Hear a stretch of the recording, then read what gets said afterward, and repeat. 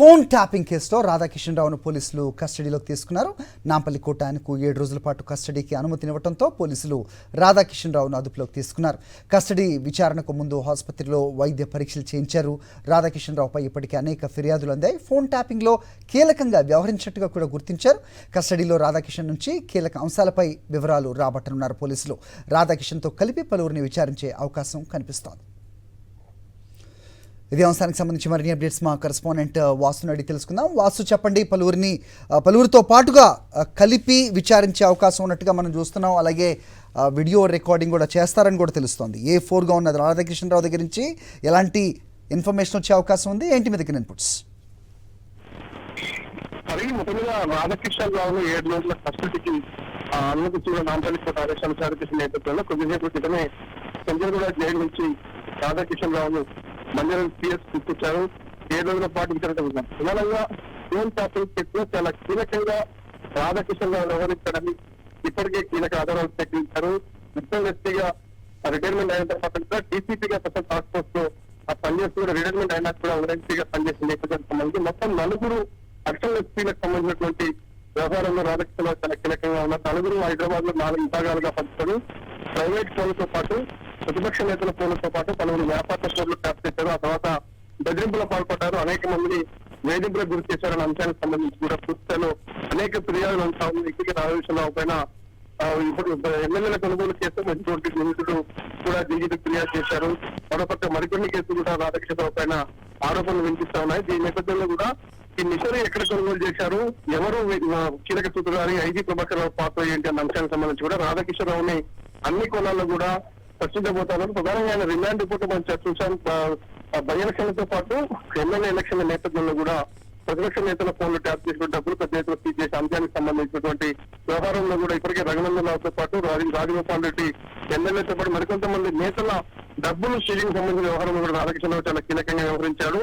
ఆ ప్రణీత్ రావు ఇచ్చినటువంటి సమాచారం మేరకి రాధాకిషన్ రావు దాడులు చేసిన అంశానికి సంబంధించి పూర్తి స్థాయిలో విచారించే అవకాశం ఉంది. రాధాకిషన్ రావుతో పాటు మరికొంతమంది పోలీసు అధికారులకు, మరికొంతమంది నేతలకు, ప్రైవేట్ వ్యక్తులకు కూడా నోటీసులు జారీ చేసి విచారించే అవకాశం ఉంది. 7 రోజుల పాటు పంజాబ్ పోలీస్ స్టేషన్ లోనే ఉంచి రాధాకిషన్ రావుని పంజాబ్ పోలీసు విచారించబోతా ఉన్నారు. రైట్. అలాగే ప్రస్తుతం ఇన్వెస్టిగేషన్ ఎవరు అంటే ప్రభాకర్ రావుకి ఈ డైరెక్షన్స్ ఎవరి దగ్గర నుంచి వచ్చాయి అనేది కనిపెట్టే పనిలో ఉన్నట్టుగా కూడా తెలుస్తోంది. ఏదైనా లీడ్స్ దొరికా? పూర్తి స్థాయిలో కూడా ప్రభాకర్ రావు ఆదేశాల మేరకే రాధాకిషన్ రావును నియమించారు. తర్వాత మరికొంతమంది 3 లక్షల ఎక్స్ప్రెస్ భుజంగరావు, తిరుపతితో పాటు వేణుగోపాల్ రావు ఇలా పేర్లు ఎవరైతే వినిపిస్తా ఉన్నాయి. 4 కూడా రిటైర్మెంట్ అయ్యారు. అసలు రిటైర్ అయిన తర్వాత కూడా ఓఎల్టీలుగా పనిచేయడానికి టాక్టర్ తో పాటు SIBలో ఇంటెలిజెన్స్ లో కూడా వీళ్ళు నియమించుకొని వీళ్ళ ద్వారానే అనేక కార్యకలాపాలు పాల్పడ్డారు. ఐజీ ప్రభాకర్ రావు చాలా కీలకంగా దీంట్లో వ్యవహరించాలని ఆధారం. కానీ ఐజీ ప్రభాకర్ రావు ఇప్పటికే అమెరికాలో ఉన్నాడు. అమెరికాలో ఉన్న రాధాకిషన్ రావు లుకర్ నోటీసులు జారీ చేసిన నేపథ్యంలో ఆయన వచ్చి పంజాబ్ పోలీసుల ముందు నమ్ముకోవడం జరిగింది. అది ఇప్పుడు ప్రస్తుతం రాధాకిషన్ రావు ఇచ్చేటువంటి కన్ఫెషన్ స్టేట్మెంట్ చాలా కీలకంగా అవుతా ఉంది. అంతిమంగా ఎవరు చైతన్యంగా ఉన్నారు, దీనికి ప్రభాకర్ రావుకు ఆదేశాలు ఇచ్చినటువంటి ప్రభుత్వంలో, గత ప్రభుత్వంలో ఎవరున్నారు, ప్రభుత్వానికి తెలిసేదంత చేశారా, తెలియకుండా చేశారనే సంబంధించి పూర్తి స్థాయిలో విచారణ చేపట్టిన తర్వాత కీలక వ్యక్తులకు కూడా నోటీసులు జారీ చేసే అవకాశం ఉంది. రాధాకిషన్ రావు 7 రోజుల కస్టడీ తర్వాత కొంతమంది కీలక వ్యక్తుల అరెస్ట్ కూడా జరిగే అవకాశం ఉందని చెప్తున్నారు. ప్రస్తుతం అయితే ఈ ట్యాంపరింగ్ సంబంధించినటువంటి వ్యవహారంలో కూడా వినియోగించినటువంటి పరికరాలు ఎక్కడ కొనుగోలు చేశారు, ఎవరు కొనుగోలు చేశారు అన్న అంశంతో పాటు ఆ ఎవిడెన్స్ మార్కింగ్ సంబంధించినటువంటి ఆర్డర్స్ ధ్వంసం చేసే అంశానికి సంబంధించి కూడా ఇప్పటికీ ఆధారాలు సేకరించారు. ఇవన్నీ కూడా కోర్టులో పొందుపరచబోతున్నారు. దీనికి సంబంధించి రాధాకిషన్ రావు దగ్గర పూర్తి ఆధారాలు భుజంగరావు కూడా మరో 2 రోజుల custody court Nampally court petition దాఖలు చేసిన పిటిషన్ మీద కూడా ఈ రోజు విచారణ జరగబోతుంది.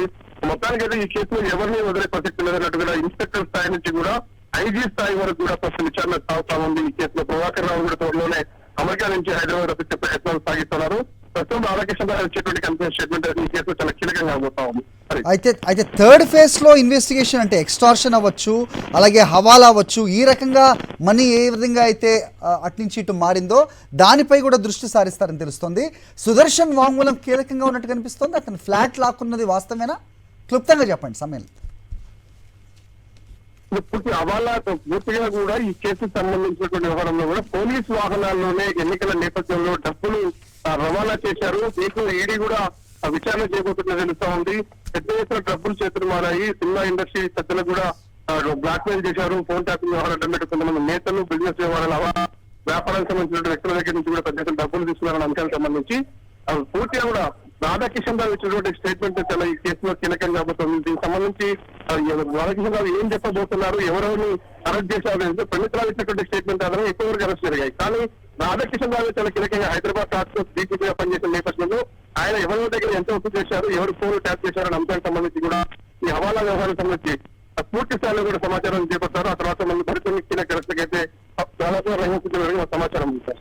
ఆల్రైట్ వాసు.